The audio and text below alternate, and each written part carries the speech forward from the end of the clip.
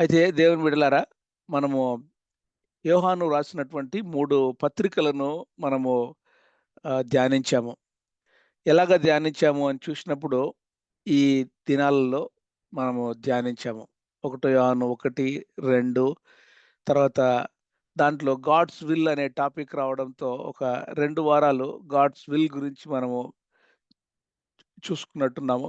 దాని తర్వాత మూడవ అధ్యాయము, 4వ అధ్యాయం, 5వ అధ్యాయము అలాగే 2, 3 పత్రికలు కలిసి ఒక రోజుగా మనం చేసుకున్నాం.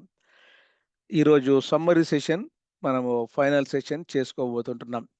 ఈ యోహాను రాసినటువంటి అపోస్తలుడైనటువంటి యోహాను రాసినటువంటి 3 పత్రికల్లో మొత్తము 132 వచనాలుగా మనం చూస్తా ఉంటున్నాం. మొదటి పత్రికలో 110 వచనాలు, రెండవ పత్రికలో 13, మూడవ పత్రికలో 14. సో, టోటల్ 132 వర్సెస్ మనం నేర్చుకున్నాం. ప్రతి దినము అది ప్రతి సెషన్ మనము ఒక్కొక్క మెమరీ వర్స్‌ను గూడా గుర్తు చేసుకున్నాం. కాబట్టి ఈ 3 పత్రికలలో చాలా ప్రాముఖ్యమైన మెమరీ వర్సెస్ ఏవైతే ఉన్నాయో వాటిని బాగా మనము హృదయంలో నాటుకొని వాటిని ప్రకారంగా మనము బ్రతుకున్నట్లు, అలాగే ఇతరులకు సువార్త గూడా చెప్పేదానికి ఆ వచనాలు చాలా బాగా ఉపయోగపడతాయి కాబట్టి, అవి నేర్చుకుంటూ, నెమరు వేసుకుంటూ ఉంటే బాగుంటదని మరొకసారి నేను గుర్తు చేస్తా ఉంటున్నాను. ఈ పత్రికలు రాసినటువంటి వారు ఎవరు అని చూసినప్పుడు, జెబెదయి సలోమి కుమారుడైనటువంటి యోహాను భక్తుడు. ఆయన యేసు ప్రభుల వారికి కజిన్. బోయనెర్గెసు అంటే ఉరిమెడు వారని అర్థము. అంటే వారిద్దరు ట్విన్స్. యోహాను, తర్వాత యాకోబు, యోహానులు. వారు ట్విన్స్ అయితే వారిలో యోహాను ఎంత ప్రేమించాడంటే చాలా ఎక్కువగా ప్రేమించినట్లుగా మనం చూస్తా ఉంటున్నాం యేసు ప్రభుల వారిని. ఈయన బాప్తిస్మం ఇచ్చి యోహానుకు మొదట శిష్యుడుగా ఉండేవాడు. బాప్తిస్మం ఇచ్చి యోహానును ఆహ్, వెంబడిస్తూ ఆయన యొక్క మాటలు వింటూ ఉండేవాడు. కానీ ఆహ్, ఆయన అక్కడి నుంచి యేసు ప్రభుల వారిని వెంబడించే శిష్యుడుగాను, ప్రేమకు అపోస్తులుడు అన్నటువంటి మంచి బిరుదును గూడా తెచ్చుకున్నటువంటి గొప్ప భక్తుడు. యేసు ప్రేమించిన శిష్యుడు ఇతనే. యేసును ప్రేమించిన శిష్యుడు కూడా ఇతనే. కాబట్టి యేసు ప్రభుల వారు ఎంతో మిక్కిలిగా ప్రేమించినటువంటి అపోస్తలుడు ఎవరు అంటే యోహాను భక్తుడు. అట్లనే అందరిలోకి 12 మంది అపోస్తలులలో తర్వాత వారి కుటుంబ సభ్యుల కంటే ఎక్కువగా ప్రేమించినటువంటి వ్యక్తి ఎవరు అని చూస్తే ఈ యోహాను భక్తుడే. కాబట్టి యేసును ప్రేమించిన శిష్యుడు ఇతడే. యేసు ప్రేమించిన శిష్యుడు ఇతడే. గమనించారా? అక్కడ అనే ఒక్క అక్షరం మాత్రమే తేడా ఉంది. మరి నీకు నాకు కూడా ఇటువంటి మంచి బిరుదును మనం తెచ్చుకోగలుగుతామా? యేసుప్రభుల వారు మనల్ని ప్రేమిస్తా ఉన్నారు. అవును. అది సత్యము. అది 100% సత్యము. అయితే నీవు నేను ఆ యేసుప్రభుల వారిని ఎట్లా ప్రేమిస్తా ఉంటున్నాం? ఈయనైతే యోహాను భక్తుడు. ఈ పత్రికలైతేనేమి, యోహాను సువార్త అయితేనేమి, అలాగే ప్రకటన గ్రంథము ఇవన్నీ కూడా తనే వ్రాసాడు. పరిశుద్ధాత్మ దేవుని యొక్క ప్రేరేపణ చేత. కానీ తన పేరును ఎక్కడ గూడా రాసుకోలేదు. తన పేరును ఎక్కడ గూడా ఉచ్చరించలేదు. ఆయన చాలా, చాలా జాగ్రత్తగా, చాలా సైలెంట్ మినిస్ట్రీ, ఇన్విజిబుల్ మినిస్ట్రీ చేశాడు. అయితే ఈ దినాలలో నీవు నేను మనము దేవుడు మనలకు ఇచ్చినటువంటి ఆ యొక్క అవకాశములో, మినిస్ట్రీ చేసే అవకాశంలో, ఆపర్చునిటీలో మనం ఏ విధంగా బ్రతుకుతా ఉంటున్నాం? మనమే కనపడే విధంగా ప్రభువుల వారి యొక్క మహిమను దొంగలిస్తూ ఏమైనా మినిస్ట్రీ ఏమైనా చేస్తా ఉంటున్నామా?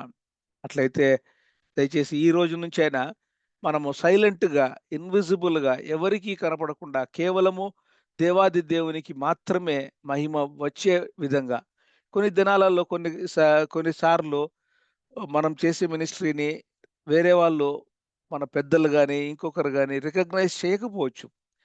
కానీ హృదయం ఎరిగినటువంటి దేవాది దేవుడు మనల్ని రికగ్నైజ్ చేసి మనకు ఆ యొక్క పరలోకంలో ఇవ్వవలసిన రివార్డ్స్ ఇస్తాడు అని మరొకసారి గుర్తు చేస్తూ ఉంటున్నాను. అయితే ఈ యోహాను భక్తుడిని అప్పట్లో ఉన్నటువంటి రోమా చక్రవర్తి డొమిషియన్ అనే అతను నూనెలో వేసి చంపాలని ప్రయత్నం చేశాడు. కానీ నూనెలో వేసి చంపాలని ప్రయత్నం చేసినా కూడా ఆయన చనిపోకపోతే ఆయనను పద్మాసు అనేటటువంటి చిన్న ద్వీపములో పడేశాడు. ఆ ద్వీపములో ఆయన మాత్రమే తప్ప ఇంకా ఎవ్వరు ఉండరు. ఏ మనిషి ఉండడు. మేబీ వైల్డ్ యానిమల్స్, జంతువులు ఏమేమో ఉంటాయేమో. మరి ఎట్లా బ్రతికాడో, ఎట్లా తిన్నాడో, ఎట్లా పడుకున్నాడో తెలీదు కానీ, ఆ పద్మాసులో ఆయనని పడేసినప్పుడు అక్కడి నుంచి వ్రాసినటువంటి గొప్ప గ్రంథమే ప్రకటన గ్రంథము. కాబట్టి యోహాను సువార్త రాశాడు, 3 పత్రికలు రాశాడు, 132 వచనాలు, అలాగే ప్రకటన గ్రంథం కూడా రాశాడు. కాబట్టి దయచేసి గమనించండి. ఈ ఆహ్, మొదటి యోహాను వ్రాసినటువంటి పత్రిక 5 అధ్యాయాలు, రెండవ యోహాను, మూడవ యోహాను ఈ ఆహ్, 7 అధ్యాయాలని మనము 7 సెషన్స్‌లో చేసుకున్నాము. అయితే ఈ ముఖ్యంగా ఆయన యొక్క రాసినటువంటి పత్రికల సారాంశం ఏంటి అని చూస్తే జీవము, వెలుగు, ప్రేమ. Eternal life, light, agape love. కాబట్టి ఈ మూడిటిని మనం ఎప్పుడు మర్చిపోకూడదు. 3 పత్రికలు వ్రాసినటువంటి పత్రికలను మనము గుర్తు చేసుకుంటే, ఈ 3 పదాలు మన మనసులో మెదిలిపోవాలి. యోహాను వ్రాసినటువంటి 3 పత్రికలలో జీవము, వెలుగు, ప్రేమ అన్నటువంటి మాటల్ని మనం ఎప్పుడు మర్చిపోకూడదు. మొదటి యోహాను వ్రాసినటువంటి పత్రికలో 5 అధ్యాయాలలో మొదటి అధ్యాయాన్ని చూసినప్పుడు ఆ యొక్క ఫెలోషిప్ విత్ గాడ్, దేవునితో సహవాసము అని ఆ యొక్క సారాంశంగా మనం చూడొచ్చు. మనము గమనించాం గదా! యేసుప్రభుల వారిని స్వంత రక్షకునిగా అంగీకరించిన నీవు నేను ఆయన యొక్క ప్రేమను అనుభవిస్తూ ఉంటాము. ఆయన ప్రేమను మనము అనుభవిస్తూ మనం ఊరికే ఉండిపోకూడదు. ఒక సిలువలో నిలువుటి దెబ్బ, అడ్డం దెబ్బ 2 ఏ విధంగా ఉంటాయో, వర్టికల్ బార్, హారిజాంటల్ బార్, అదే విధంగా మనం కూడా ఈ రెండిటిని కలిగి ఉండాలి. దేవుణ్ణి ప్రేమిస్తా ఉండాలి, వర్టికల్ బార్. అట్లనే ఇతరులను అంటే ఆ దేవుని ప్రేమను మనము ఇతరులకు పంచుకుంటూ, షేర్ చేస్తూ ఉండాలి. అప్పుడే మనము సిలువను ఫార్మ్ చేయగలుగుతాం. దేవుణ్ణి ఆరాధించాలి, దేవుణ్ణి ప్రార్థించాలి. అలాగే దేవుణ్ణి ప్రేమించాలి, ఇతరులను ప్రేమించాలి. ఆ విధంగా మనము సిలువలో ఉన్నటువంటి 2 అంశాలని పదే పదే చూసుకుంటూ వచ్చాం. రెండవ అధ్యాయము వరకు వచ్చినప్పుడు దేవుని చిత్తమును జరిగించువాడు నిరంతరమును నిలుచును అన్నటువంటి మాటను మనము ఆహ్, చాలా గట్టిగా నేర్చుకుంటూ ఆ దేవుని చిత్తము జరిగించువారు నిరంతరము నిలుచును అన్నటువంటి మాట మనకు హృదయములో నాటుకుపోవాలి. ఏది చేసినా ఆయన చిత్తము జరిగించాలని, ఆయన హృదయములో ఏమైతే ఉందో, ఆ హృదయములో ఆయన రాసినటువంటి విషయాల్ని మాత్రమే మనము ఈ భూమి మీద మనము చేయగలగాలి అనే తపన, ఆ యొక్క ఆశ, జిజ్ఞాస కలిగి ఉండాలని చెప్పి మరి ఒకసారి నేను గుర్తు చేస్తూ ఉంటున్నాను. ప్రత్యేకంగా నా జీవితంలో 1999లో మేమందరము ఆ యొక్క కాన్ఫరెన్స్‌కి వెళ్ళినప్పుడు ఆహ్, ఆ దినాలలో దేవుని చిత్తము అనే యొక్క వర్డ్ ఎందుకో మరి నా హృదయానికి ఆహ్, తట్టినప్పుడు నా హృదయములో ఆ రోజు నుంచి ఈ రోజు వరకు దేవుని చిత్తాన్ని మాత్రమే చేయాలన్నటువంటి తపన, స్వచిత్తాన్ని చంపుకొని, ఒకవేళ మన స్వంత డిజైర్స్ ఏవైనా ఉంటే వాటిని చంపుకొని, కేవలము దేవుని చిత్తాన్ని మాత్రమే చేయాలని ఆశపడుతూ పెరుగుతూ ఉంటున్నాను. కాబట్టి మనమందరం కూడా ఆ విధంగా దేవుని చిత్తాన్ని జరిగించాలని చెప్పి దేవుడు మనకు ఈ యొక్క పత్రిక ద్వారా మరొకసారి గుర్తు చేశారు. మనకు శత్రువులు ఎంతమంది అని చూస్తే మనకు ముగ్గురు శత్రువులు. సేటన్‌ని మాత్రమే శత్రువు అని అనుకుంటా ఉంటాం. లేదా లోకము మాత్రమే శత్రువు అని అనుకుంటా ఉంటాం. ఈ రెండిటి నుంచే మనకు టెంప్టేషన్స్ వస్తాయి అని అనుకుంటా ఉంటాం. అట్లా కాదండి. మన సెల్ఫ్, మన శరీర ఆశ, మన శరీరమే శరీరం అంటే ఈ బయటికి కనపడే చర్మము, ఈ శరీరం కాదండి.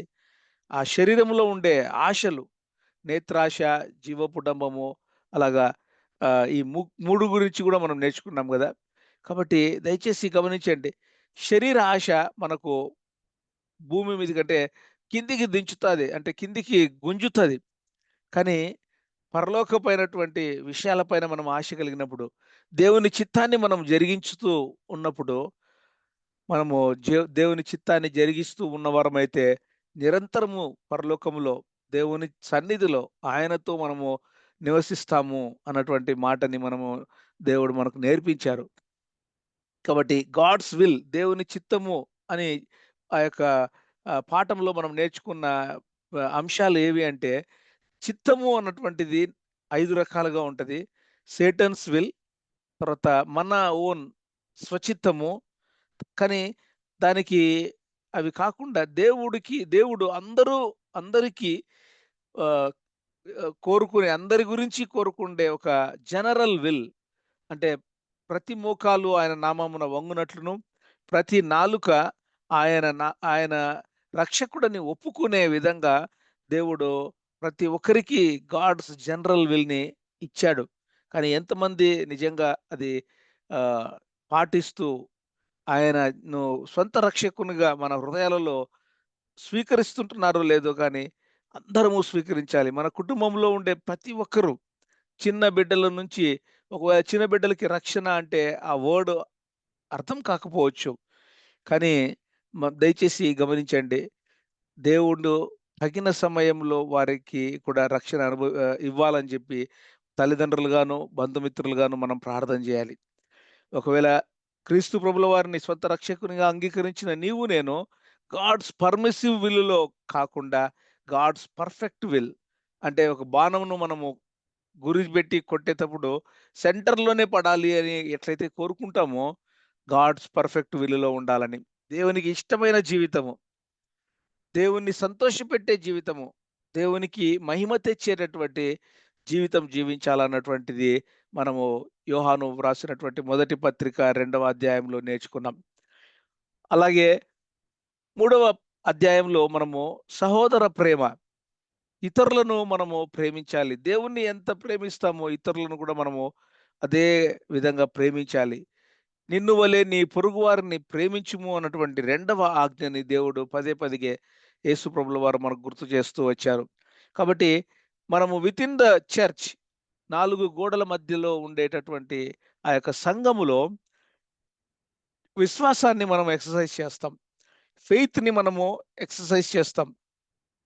ఫెయిత్ గురించి, విశ్వాసం గురించి అనేక మాటలు విని దాంట్లో మనం ఎదుగుతూ, పెరుగుతూ ఉంటాం. కానీ ఆ యొక్క చర్చి నుంచి బయటికి వెళ్ళంగానే మనము యాక్షన్స్‌లో బాగా మనము జాగ్రత్తగా ఉండాలి. ఏమాత్రము మనము క్రియల విషయంలో కాంప్రమైజ్ కాకూడదు. మనమెప్పుడు కూడా క్రియల విషయంలో ముందుండాలి. కేవలము మాటలు చెప్పేవాడే కాకుండా క్రియలు చేసే విధంగా మనం ఉండాలి. విశ్వాసులు చాలామంది మాటలు చెప్తారు గానీ క్రియలు చేయరు. ఆ విధంగా మనం ఉండకూడదు. మనము విశ్వాసముతో కూడినటువంటి క్రియలను చేస్తూ మన విశ్వాసాన్ని జీవముగా ఉంచుకోవాలి. క్రియలు లేని విశ్వాసము మృతము అని యాకోబు పత్రికలో మనం చూస్తా ఉంటున్నాం గదా! కాబట్టి మనము దేవుని ప్రేమను అనుభవిస్తూ, దేవుని యొక్క ప్రేమను ఇతరులకు పంచుకుంటూ, నిజమైన విశ్వాసిగా, క్రియలు కలిగిన విశ్వాసిగా మనము బ్రతకాలని చెప్పి దేవుడు గుర్తు చేశాడు. అదే విధంగా క్రీస్తు ప్రభుల వారు వెలుగు అని కూడా మనము నేర్చుకున్నాం. మీకు మరొక కొత్త ఆజ్ఞను రాయడం లేదు కానీ, చీకటి గతించుచున్నది, సత్యమైన వెలుగు ఇప్పుడు ప్రకాశించుచున్నది. గనుక అది ఆయన యందును మీ యందును సత్యమే. వెలుగులో ఉన్నానని చెప్పుకొనుచు తన సహోదరుని ద్వేషించువాడు ఇప్పటి వరకును చీకటిలోనే ఉన్నాడు. అంటే నిజంగా నువ్వు లోకానికి వెలుగుగా ఉండాలి అంటే ఇతరులను ప్రేమించగలగాలి. ఇతరులను ప్రేమించినప్పుడే నేను లోకానికి వెలుగుగా ఉంటామని యోహాను రాసినటువంటి మొదటి పత్రిక 2వ అధ్యాయంలో మనము నేర్చుకుంటూ వచ్చాం. కాబట్టి తన సహోదరుని ప్రేమించువాడు వెలుగులో ఉన్నవాడు.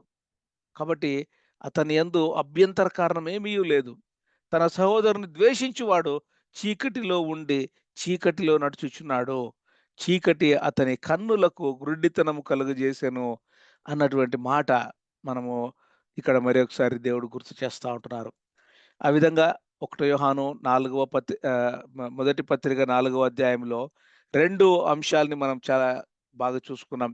ఆత్మలను పరీక్షించండి. అట్లనే సహోదర ప్రేమ పైన ఆ అగాపే లవ్ అన్నటువంటి అగాపే లవ్ గురించి కూడా మనము ధ్యానించాము, నేర్చుకున్నాము. Types of love, eros, philia, storge, agape, ludus, pragma అని గ్రీక్ పదాలు ఇక్కడ మనము వాటిని నేను తెలుగులో అనువదించలేకపోయాను. కాబట్టి ఆ యొక్క అన్ని ప్రేమలోకి క్రీస్తు ప్రభుల వారి ప్రేమ, అగాపే ప్రేమను మించిన ప్రేమ లేదని మనం నేర్చుకున్నాం. ఒకటో కొరింథీయులకు రాసిన పత్రిక 13వ అధ్యాయంలో మనుష్యులు భాషలతోనూ, దేవదూతల భాషలతోనూ అని అనేక వ వె కా అంశాలను ప్రేమ గురించి లిఖించబడినట్లు మనము చదువుతూ ఉంటాం గదా! ప్రేమ దీర్ఘకాలం ఉంటుంది. మనము ప్రేమ ఉన్నవారైతే అది అమర్యాదగా నడవదు. స్వప్రయోజనము కొరకు విచారించుకొనదు. దుర్నీతి విషయము అని అది చాలా అనేక పదాలను మనము పదే పదే వింటూ ఉంటాం. శాశ్వత కాలం ఉండే ప్రేమ అగాపే ప్రేమ. కాబట్టి అగాపే ప్రేమ గురించి కూడా మనము చాలా డీప్‌గా కొన్ని అంశాలను నేర్చుకున్నాం. కాబట్టి ఆహ్, అగాపే ప్రేమలో ఏమేముంటాయి? అగాపే ప్రేమ ఏ విధంగా ఉంటది? అని చెప్పి అగాపే ప్రేమలో విశ్వాసము, commitment, act of the will అని ఇట్లనే మన దేవునికి మనము చూపించే ప్రేమ, అట్లనే ఆహ్, సర్వెంట్స్‌గా లేదా సర్వెంట్ లీడర్‌షిప్ అని కూడా అంటారు గదా! సర్వెంట్ లీడర్‌షిప్ అనేది ఏంటంటే, లోకములో లీడర్‌షిప్‌ని గురించి చెప్తారు. కానీ వాక్య భాగంలో మనకు సర్వెంట్ లీడర్‌షిప్ అనేటటువంటి సహోదర ప్రేమ కలిగినటువంటి వారంగా మనము సర్వెంట్ లీడర్‌షిప్‌ని ఎక్సర్‌సైజ్ చేసే విధంగా ఉంటున్నాం. అలాగా ఒకటో యోహాను 5వ అధ్యాయంలో విశ్వాస పరీక్ష, ప్రేమ గురించిన పరీక్ష, విధేయత పరీక్ష. Test of faith, test of love, test of obedience. ఈ 3 అంశాలను కూడా మనము చాలా బాగా నేర్చుకున్నాం. క్రైస్తవత్వంలో ఉండేటటువంటి 3 పరీక్షలు, అట్లనే సాక్ష్యం ఇచ్చువారు ముగ్గురు, ఆత్మయు, నీళ్లును, రక్తమును అని చెప్పి 5వ అధ్యాయము 7వ వచనంలో మనము నేర్చుకున్నాం. కాబట్టి నీ రక్షణ విషయంలోను, నా రక్షణ విషయంలోను ఈ ముగ్గురు పరిశుద్ధాత్మ దేవుడు, క్రీస్తు ప్రభుల వారు, తండ్రి అయిన దేవుడు వీరు సాక్ష్యం ఇస్తూ ఉన్నారు. అటువంటి సాక్ష్యము చాలా స్వచ్ఛమైనది, సత్యమైనది అని దేవుడు మరొకసారి మనకు గుర్తు చేశారు. కాబట్టి చివరిగా 2, 3 పత్రికలను ఆహ్, మనము గమనిస్తూ ఉన్నప్పుడు అక్కడ 2 పదాలు ప్రత్యేకంగా ప్రేమ, సత్యము అన్నటువంటి 2 పదాలు. అట్లనే నలుగురు వ్యక్తుల గురించి అమ్మగారు, అట్లనే ప్రేమ, సత్యముతో పాటి అమ్మగారు, గాయునకు, దియోత్రేఫే, దేమేత్రియు అన్నటువంటి వీరి నలుగురించి గురించి కూడా మనము నేర్చుకున్నాం. అమ్మగారికి ఆ యొక్క అపోస్తలుడైనటువంటి యోహాను ఏం చెప్తున్నారంటే, సత్యములో మీరు మంచిగా నడుచుకుంటా ఉంటున్నారు.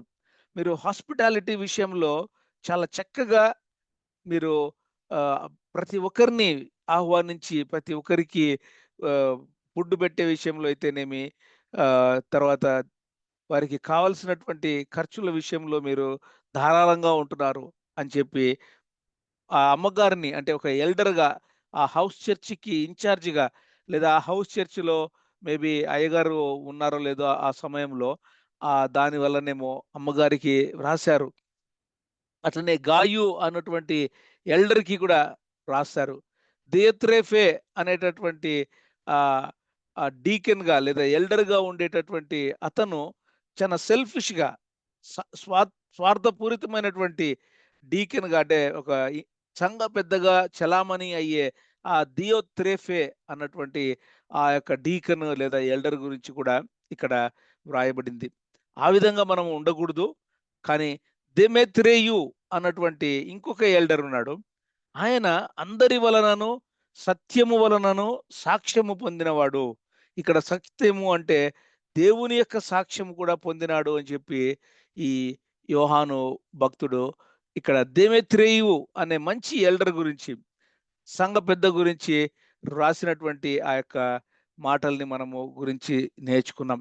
కాబట్టి చివరిగా ఈ 7 సెషన్స్‌లో ఏమేమి నేర్చుకున్నాము అని మనము చూసినప్పుడు, మొదటి పత్రికలో ఉన్నటువంటి 5 అధ్యాయాలలో మనము 6 సెషన్స్ కలిగి సహవాసం గురించి, దేవుని చిత్తము గురించి, సహోదర ప్రేమ గురించి, ఆత్మలను గురించి, ఆత్మలను పరీక్షిస్తూ ఆ యాంటీ క్రైస్ట్ స్పిరిట్ ఎవరెవరికి ఉందో ఏమో చాలా జాగ్రత్తగా క్రీస్తు విరోధులను పసిగట్టి వారి పట్ల జాగ్రత్తగా ఉండమని చెప్పి 4వ అధ్యాయంలో, అట్లనే 5వ అధ్యాయంలో విశ్వాస పరీక్ష, ప్రేమ పరీక్ష, విధేయత పరీక్ష అన్నటువంటి ఈ 3 అంశాలు చివరిగా 2, 3 పత్రికలలో చూస్తే ప్రేమ, సత్యము, అమ్మగారికిని, గాయునకు, దియోత్రేఫే, దిమేత్రియ నలుగురి గురించి మనము నేర్చుకున్నాం.